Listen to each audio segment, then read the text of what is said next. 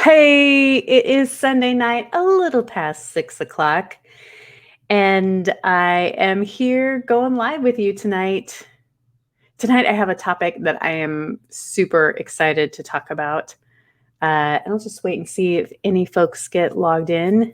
Meanwhile, the question is red vines or Twizzlers? I think for those of us who grew up on the West Coast, it's red vines, and if you grew up anywhere else, it might be Twizzlers. Uh, but for me, growing up on the West Coast, definitely a red vines gal. So, how are you? Welcome in. So glad to see anyone who joins me tonight. Let me know if you're here. And tonight, I'm talking about one of my favorite topics, the topics of energy. And how do we choose our energy, and what are the impacts when we do that? And I think this is such a fascinating topic because we all know someone who impacts our energy, or we know people who we can feel. Thank you. Twizzler for sure. Come on, Asher. All right. Well, I'm really one of the only red vine fans. But I looked it up, and red vines are supposed to be a little healthier because they have fewer terrible ingredients.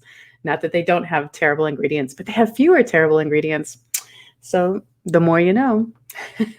Detroit, baby. Yeah, you're on the East Coast, Asher. I get it.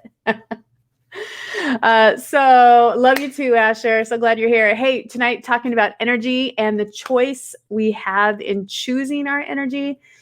I feel like this is a topic that I love because as long as I can remember, I've known the power of choosing energy. And I don't know if it was because I grew up in a really chaotic house and I knew if I could choose a different energy, I could have different reactions from different people. I'm sure it was probably my own sense of trying to make sense of the world.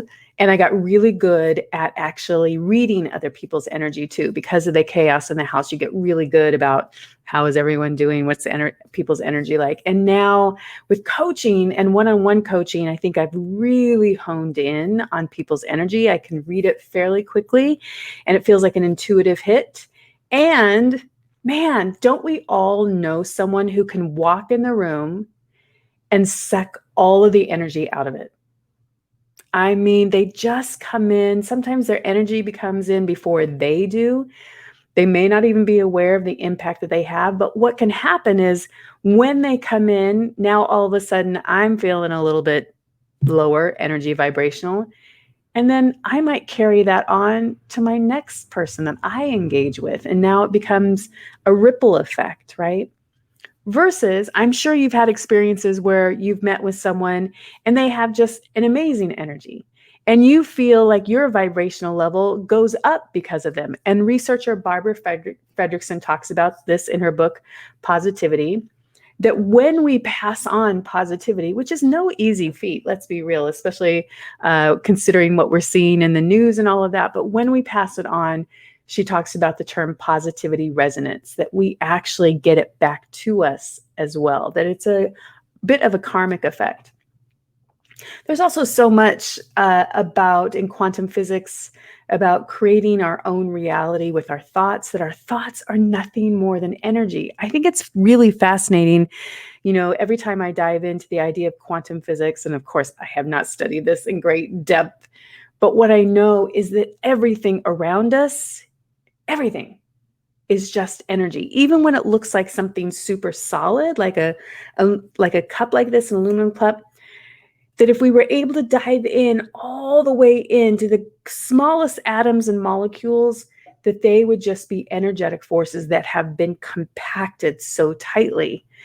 But you would still see some vibration if you could go in super tight on them. And I think that's something important for all of us to understand, that the whole world around us, whether we can feel it or not, is made up of nothing but energy. And we are feeding off people's energy back and forth all the time. And so the question is for all of us, if we are conscious about that, what is the energy we want to bring in to any of our relationships? to our daily lives. Even if we aren't in relationship with anyone, but we see people and we meet people, knowing that we have the power to actually help them up level their vibration or take it down, which can be just as harmful, knowing that that person may then have to go impact or engage with other people. What do we want to do? In fact, I was just thinking I have a friend who I'm on a text chain with a bunch of women, and she said, what do I do? She just had an interaction with someone she didn't even know, but just felt like they had left some garbage on her, like emotional garbage. Now, who knows what is going on with that person? They didn't know my friend, but my friend took on their energy level. And she was actually then talking about it in a way that could feel like I could feel myself feeling bad and my energy coming down just in the act of talking about it. That person has no idea the ripple effect of that negative energy and how it goes out and how it can impact the rest of us. And if you think about it, my gosh, look what is happening in the world right now. There is so much negativity. And if you aren't armored up against it, like if you can't protect yourself against all of that, how in the world can you hold yourself and give yourself positive energy and pass that positive energy out? This is why I think it's so important for us to be super aware of the energy that we take in, not just among people, but in our news, in our media, in the things we engage in with our books, with our games. All that stuff has an impact on our energy, which then we can take out and pass on to other people.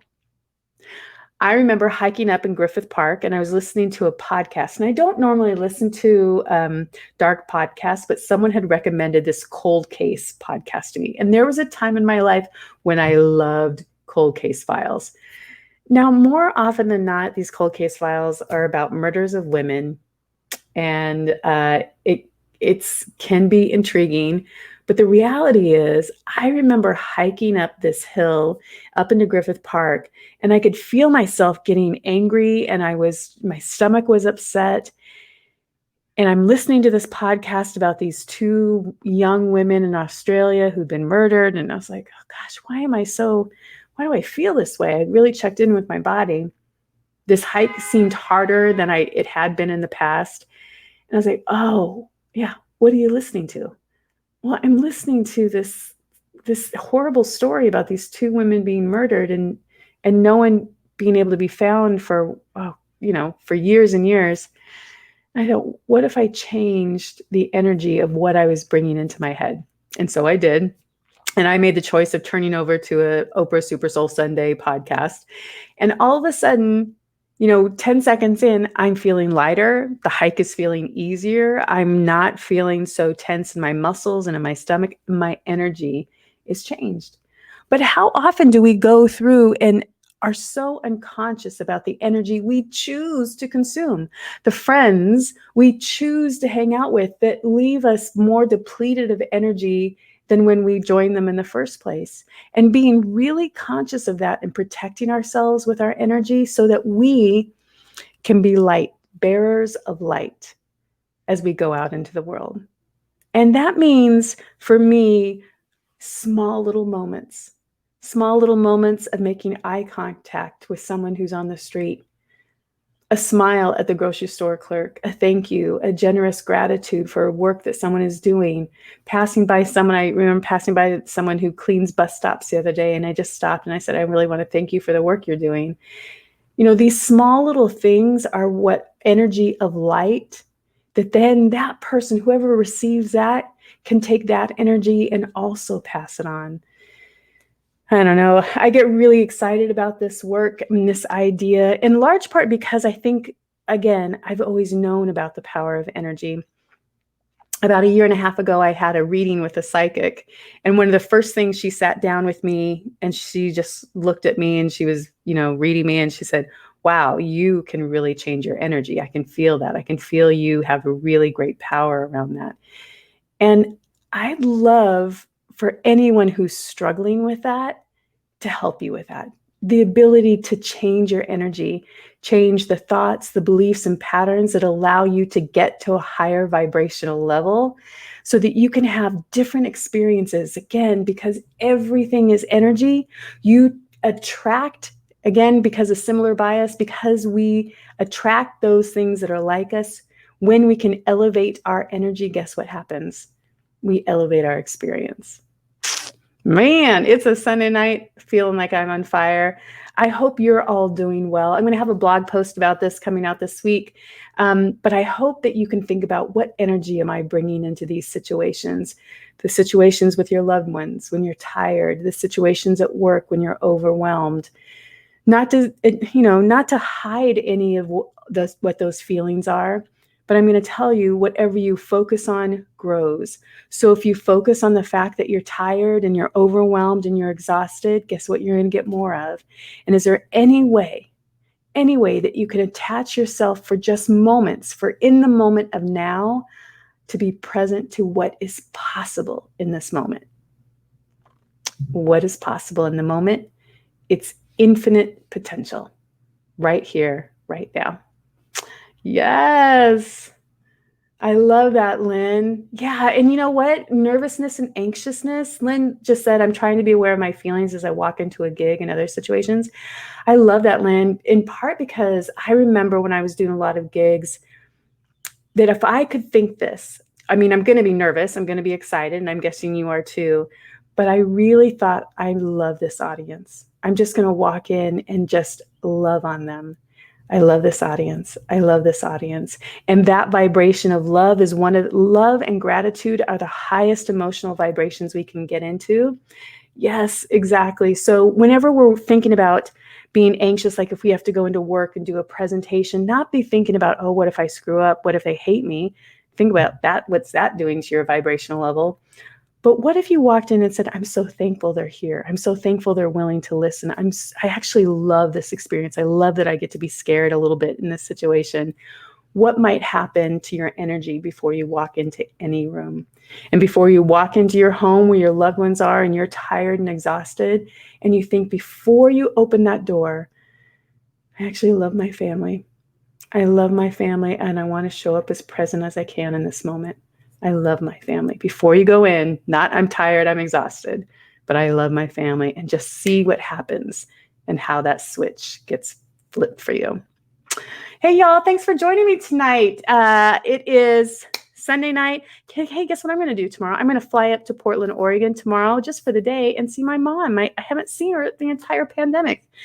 Yeah. So thank you for joining me. Hey, Lynn, you're just saying it's not even nerves as much as dread. My knees hurt. I look fat, blah, blah, blah. Yeah. Yeah. I love that, Lynn. And thank you for your vulnerability in that. I think we all have that mental garbage that comes out of our subconscious. And that I'm so glad you're catching it. So what's happening, like if you can be aware of it, you can just say, thank you for showing up, ego, because that's all your ego stuff. Thank you for showing up. I don't need you right now. I believe I'm beautiful. I believe that I'm going to really be great. Yeah. Thanks so much, Asher. Hey, thank you so much for joining me tonight, y'all. Have a great Sunday night. Wish me luck on that flight up to Portland, and I'll see you next Sunday, y'all. Bye-bye.